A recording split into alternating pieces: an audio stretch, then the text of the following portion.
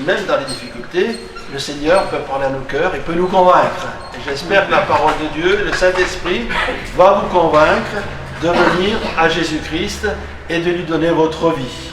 Alors, elle a elle-même intitulé son témoignage « La recherche du bonheur ».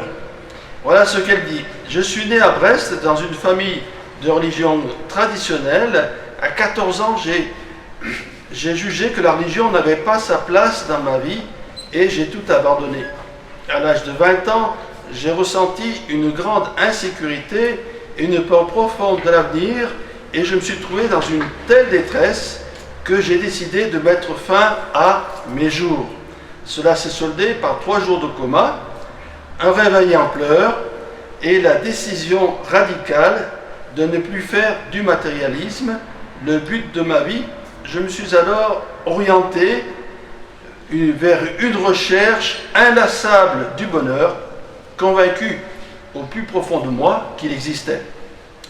Je l'ai d'abord cherché dans la drogue, mais j'ai vite compris que ce n'était pas la solution, car la dépression dans laquelle je me trouvais allait en empirant. Plus tard, alors que je faisais un stage, j'ai fait la connaissance des bouddhistes et j'ai été vivement intéressé par les idées qu'ils prenaient et j'ai commencé à assister à leurs réunions, mais au bout de quelques séances, j'ai demandé au leader qui a fait l'homme.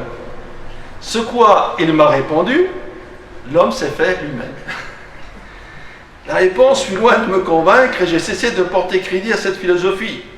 La pensée m'est alors venue qu'un enfant serait sans doute la réponse à ma recherche, la recherche du bonheur. J'avais à l'époque un petit ami. Quelques semaines plus tard, je suis tombé enceinte, mais constatant que cet ami ne correspondait pas du tout, je me suis inscrite au foyer maternel d'une ville où j'habitais à l'époque. Un jour, je me promenais dans les rues, j'étais attiré par un livre exposé dans la devanture d'une librairie chrétienne, La paix avec Dieu de Billy Graham. Je me suis empressé de l'acheter, pleinement assuré que c'était là ce dont j'avais besoin. Ce livre me conseillait de me procurer une Bible, ce que j'ai fait. Cette lecture me fit du bien. Je suis ensuite retourné à Brest, où j'ai ma famille, et j'ai pu à nouveau obtenir une place dans un foyer maternel. Là, j'ai rencontré une fille, pas comme les autres, qui respirait le bonheur, la joie de vivre. Elle était chrétienne. Elle m'a invité à l'église, je l'ai suivie volontiers. Dès les premiers jours, mon cœur a été touché et je me suis dit, ça y est, je suis arrivé à la maison, je peux déposer mon sac à dos, c'est-à-dire tous mes problèmes, mes soucis. Depuis, je suis passé par les eaux du baptême et je trouve petit à petit ma place dans cette église. Le bonheur, je l'ai trouvé, c'est réellement de vivre jour après jour auprès de Jésus-Christ, mon sauveur. Voilà, c'est merveilleux. Cette femme, on peut dire qu'elle a tout essayé, et puis ce qui a réussi, c'est lorsqu'elle est venue entendre l'évangile. Lorsqu'on pique parfois la vie, par toutes sortes de recherches, on va ici, on va là, alors que le Seigneur est tout près de nous. Alors que là, pas loin de chez nous, nous avons la possibilité de découvrir le Seigneur et ce merveilleux message d'amour et de grâce. Amen. Nous allons ouvrir, si vous le voulez bien, la Bible, la parole de Dieu, dans le livre des Actes des Apôtres, au chapitre 4, au chapitre 20 et au verset 20. Actes des Apôtres, chapitre 20, verset 20. Et là, nous allons retrouver un homme de Dieu, l'apôtre Paul, qui lui-même a fait une expérience glorieuse de persécuteur. Il est devenu apôtre. Et même Dieu, dans sa grâce, s'est servi de lui pour aller dans le monde et ouvrir beaucoup d'œuvres. Et là, il va dire au revoir, il va faire ses salutations aux anciens de l'église d'Éphèse. Voilà, il s'était attaché à cette église, il s'était attaché aux anciens, il devait partir, et il savait surtout qu'il ne les reverrait plus.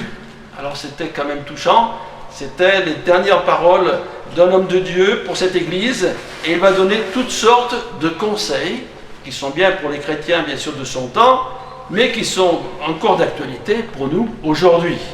Alors voilà ce que je lis dans, au verset 20. Voilà ce que dit l'apôtre Paul. Vous savez que je n'ai rien caché de ce qui vous était utile, et que je n'ai pas craint de vous prêcher, de vous enseigner publiquement et dans les maisons, annonçant aux Juifs, aux Grecs, la repentance envers Dieu et la foi en notre Seigneur Jésus-Christ. Voilà, c'est tout simple, mais c'est toujours dans ces paroles simples qu'il y a une grande valeur et des choses importantes. D'abord, il a pu dire « Je ne vous ai rien caché ». Et l'apôtre Paul a pleinement annoncé tout le conseil de Dieu. Et j'espère que nous, les prédicateurs, nous annonçons tout le conseil de Dieu. On aime bien entendre certains messages qui parlent de l'amour, de la grâce de Dieu, des bénédictions. C'est dans la parole de Dieu. Mais il y a d'autres textes dans la parole de Dieu, comme Jésus a dit, que celui qui veut être son disciple, qu'il renonce à lui-même, qu'il se charge de sa croix et qu'il le suive. Donc il y a aussi la sainteté. Donc l'apôtre Paul, il pouvait prévaloir d'avoir enseigné correctement. Et quand on lit plus loin les épîtres, il y a tout pour vivre une vie chrétienne, une vie authentique, une vie de foi, d'amour et d'espérance. Amen. Et dans la mesure où vous allez accepter la parole de Dieu dans son intégralité, même si ça vous dérange un peu, parce que la foi, la parole de Dieu, elle nous dit des choses qui nous percutent, ça va vous permettre d'aller plus loin. Amen. Nous sommes de ceux qui disons que toute la parole de Dieu est bonne à entendre et à mettre en pratique. Et là, c'est surtout ces derniers mots qu'il a dit dans cet extrait de son discours, annonçant aux Juifs et aux Grecs la repentance envers Dieu et la foi en notre Seigneur Jésus-Christ. Et j'aimerais m'arrêter sur ces deux expressions, la repentance envers Dieu. Voilà, première chose importante, se repentir. Alors là, dans ce mot, il y aurait beaucoup d'interprétations. On va dire retour vers Dieu. Voilà, vous connaissez pour la plupart l'histoire que Jésus racontait du fils prodigue. Voilà, ce fils qui était dans un cadre idéal et qui a été tenté d'aller dans cette ville-là où il se passait des choses. Il a dû avoir toutes sortes d'idées qui sont venues dans sa tête. Oh, ça va être super, je vais dans cette ville, je vais pouvoir m'éclater, vivre loin, je serai libre, etc. Il a demandé une part d'héritage qui lui appartenait, et il est parti là, et il a trouvé toutes sortes de compagnies qui ont profité de son argent. Il a vu des prostituées, et là, il a gâché sa vie, et puis un jour, il n'a eu plus rien, et il s'est retrouvé seul dans sa misère, seul dans son délabrement, mais il a eu une bonne attitude. Il a dit, en fait, j'étais pas mal chez mon père, après tout, pourquoi je n'y retournerai pas chez lui? Et là, donc, il est revenu à la maison du Père, qui l'a accueilli avec beaucoup de joie. Et nous avons tous vécu un peu dans notre vie, une période ou une autre, ces choses-là, comme ce témoignage que vous citez, on a erré, on allait de ci, de là, on a voulu faire notre vie, on a voulu être libre, et puis ça n'a pas marché. Donc le Seigneur peut nous dire, à quelqu'un d'entre nous, ça n'a pas marché, eh bien retourne vers Dieu, retourne vers celui qui t'aime, retourne vers celui qui est ton Père Céleste et qui a des projets pour toi et pour ta vie. Le Seigneur ne rejette personne. Et c'est ça la beauté de l'Évangile, quelle qu'a été notre situation, quel qu'a été notre péché, notre délabrement, notre misère morale et spirituelle, le Seigneur nous dit, c'est bon, tu peux revenir.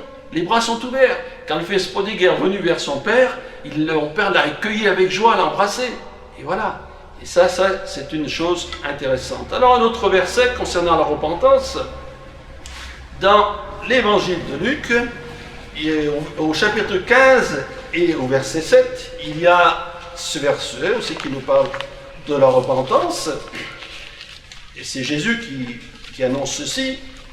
De même, je vous le dis, il y aura dans le ciel pour un seul pécheur qui se repent, et il y aura plus de joie dans le ciel pour un pécheur qui se repent que pour 99 justes qui n'ont pas besoin de repentance.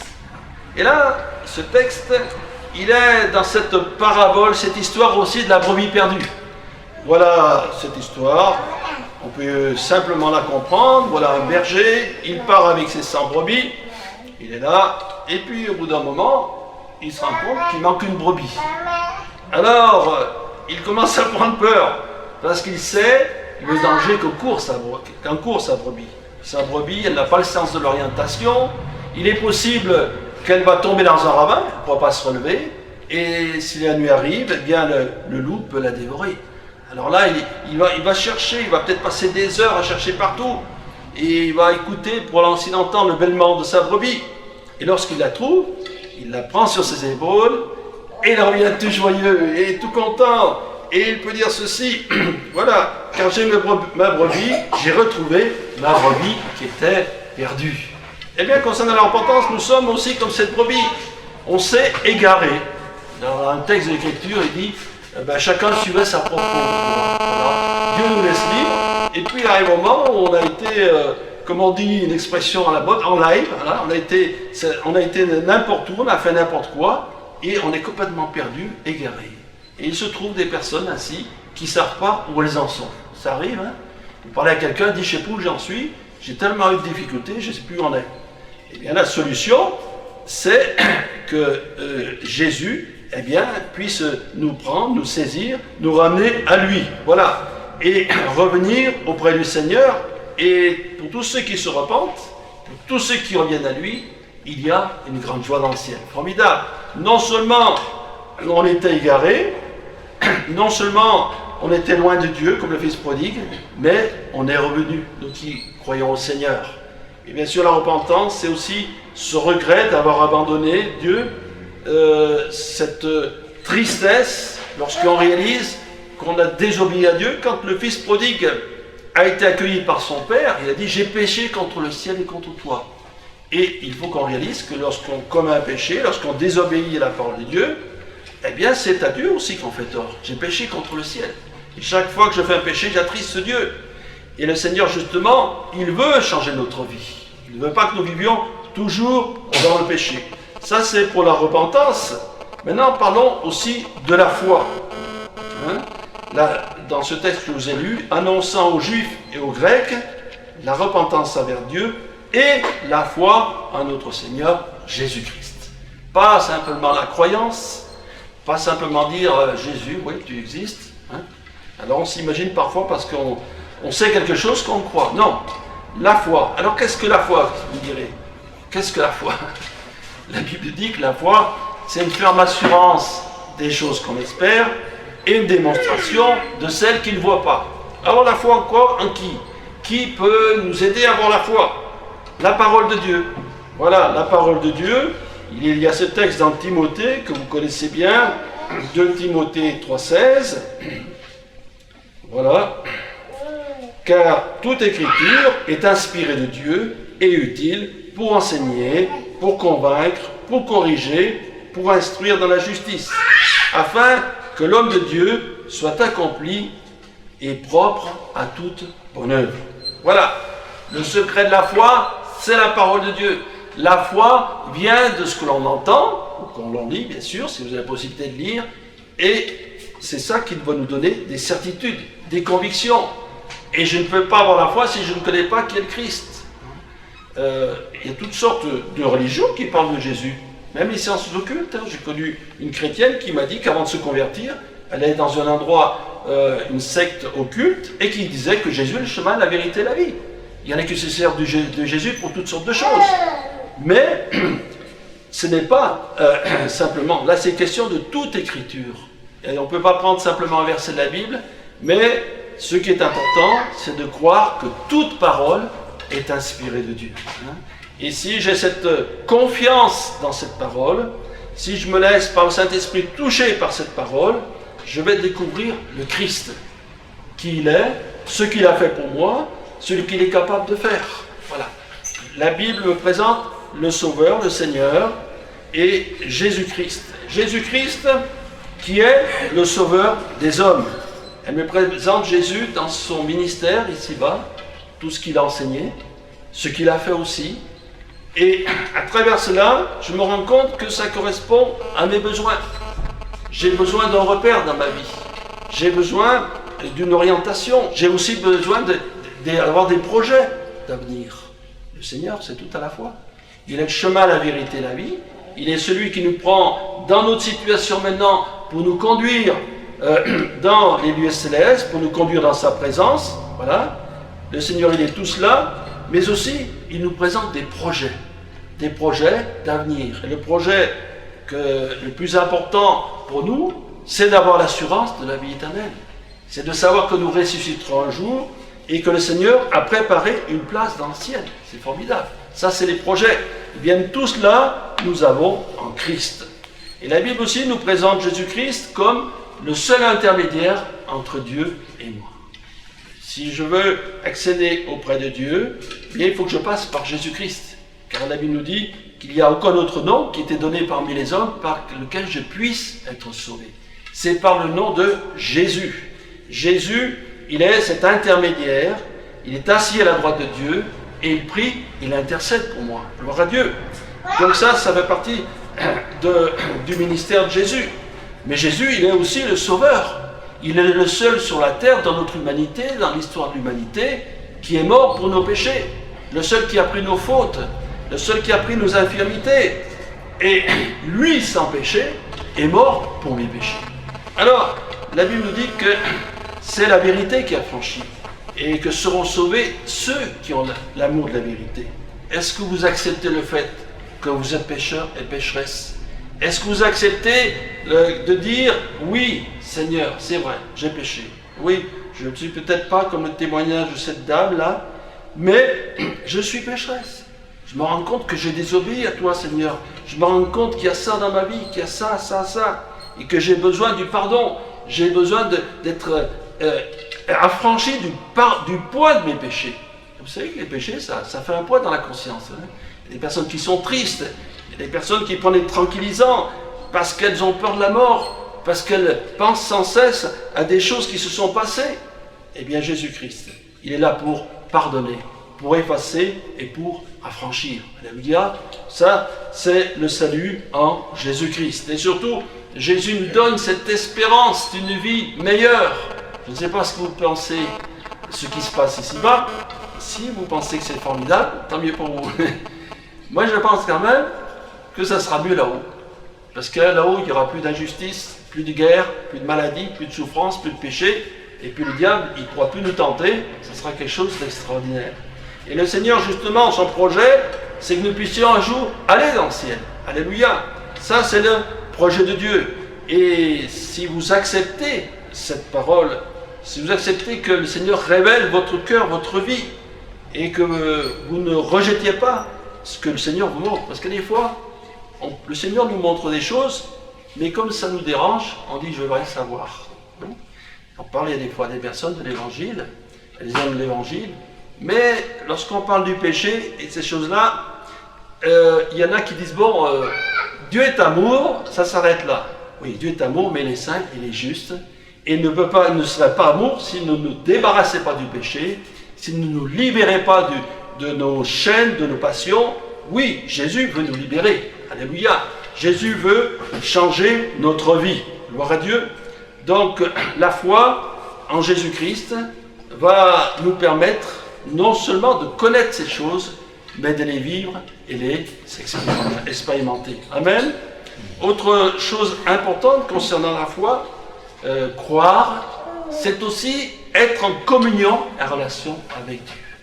On peut avoir sa religion, on peut aimer une philosophie, Dieu nous laisse libre, mais est-ce que, à travers cette religion et cette philosophie, je suis en communion avec Dieu? Or, c'est possible avec Jésus-Christ.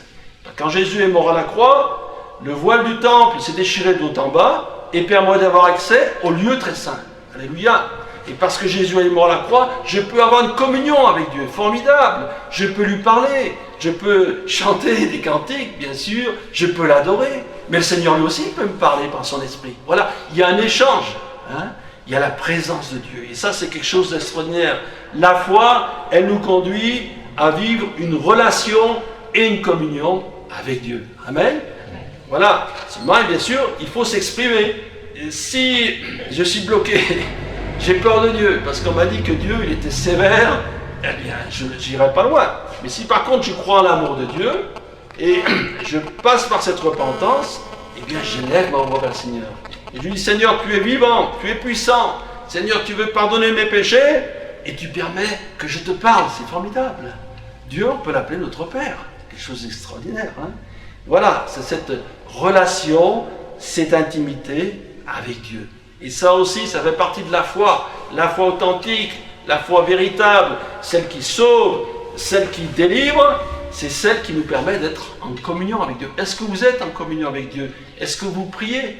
Alors quelqu'un me dira, mais moi j'ai appris notre Père qui est aux cieux. Voilà, c'est une prière qui est dans la Bible, c'est vrai. Mais est-ce que vous-même, vous exprimez devant le Seigneur? Et des fois les gens, c'est parce qu'ils ont crainte, ils ne s'expriment pas. Exprimez-vous devant Dieu. Parlez-lui. Dites-lui, Seigneur, tu vois, tu me connais, je réalise que tes yeux me voient, alors Seigneur, je veux m'exprimer devant toi. Et dites-lui tout ce qui ne va pas. Dites-lui que vous avez un fardeau, dites-lui que vous êtes malade, dites-lui que vous êtes découragé. Certains pourraient dire, mais tu vois, j'ai des pensées de suicide, alors délivre-moi, Seigneur. On doit s'exprimer, on peut s'exprimer avec le Seigneur. Amen. Ça, c'est la foi. Et puis, la foi, elle se réalise vraiment lorsqu'on prend une décision pour Christ. C'est pas tout de dire, voilà, la Bible, c'est la vérité, c'est bien, Jésus est mort à la croix pour mes péchés, ok. Mais si ça reste dans les choses qu'on sait et qu'on ne vit pas, ça ne sert à rien. Le Seigneur veut nous amener à une vie réelle, à une expérience concrète et une alliance avec nous. Et tant que je ne prends pas une décision pour Christ, ça reste bloqué. Il faut que si je veux aller plus loin, eh bien, il faut que je dise, Seigneur, maintenant, je m'engage dans tes voies. Maintenant, Seigneur, j'ai besoin de toi. Maintenant, Seigneur, tu vois, tu m'as montré ces choses et je sais que j'en ai besoin. Alors, la décision, c'est toujours difficile à prendre parce qu'on sait que ça ne va pas plaire à tout le monde. Alors, comme je dis souvent, c'est pas important que ça plaise à tout le monde. Ce qu'il faut réaliser, c'est que lorsqu'on quittera cette terre, on comparaîtra devant Dieu et il n'y aura pas les copains, les copines, la famille autour de nous, on sera seul devant le Seigneur. Et le Seigneur dira, as-tu accepté mon salut? As-tu accepté d'être chrétien? As-tu accepté d'être un disciple de Christ? Eh bien, si on n'accepte pas, eh bien, on ne pourra pas aller au ciel. Voilà. Il y a un engagement qui pourrait être comparable à l'engagement d'un homme et d'une femme qui passent devant le maire, qui se marient. Eh bien, on fait comme un mariage avec le Seigneur, on fait une alliance. Il dit maintenant, Seigneur, j'ai compris. J'ai compris ce que tu es. J'ai compris ta parole. Je comprends, maintenant je réalise où est ma destinée dans le ciel. Alors Seigneur, je te donne ma vie. Seigneur, viens dans ma vie. Délivre-moi de mon péché. Pardonne mes fautes. Et puis moi, je veux être ton disciple. Pas simplement un chrétien comme cela, quelqu'un qui a une religion, mais quelqu'un qui est actif, quelqu'un qui vit pour le Seigneur, quelqu'un qui vit avec le Seigneur, quelqu'un qui proclame l'évangile, quelqu'un qui est heureux de savoir que son nom est inscrit dans le livre de vie. Amen. Le projet du Seigneur est merveilleux. Alors, si quelqu'un d'entre nous, comme le témoignage de cette femme, veut se décider, veut dire, bon, maintenant, je veux m'engager avec toi, j'ai baroudé partout, mais toi, ce que tu proposes, Seigneur, c'est le meilleur. Le meilleur, ici-bas, dans le présent, parce que tu as dit que tu nous donnes ton Saint-Esprit, ton amour, ta paix, ton espérance, mais surtout le meilleur là-haut. Alors moi j'ai envie d'aller là-haut, parce que là-haut ça sera formidable. Amen.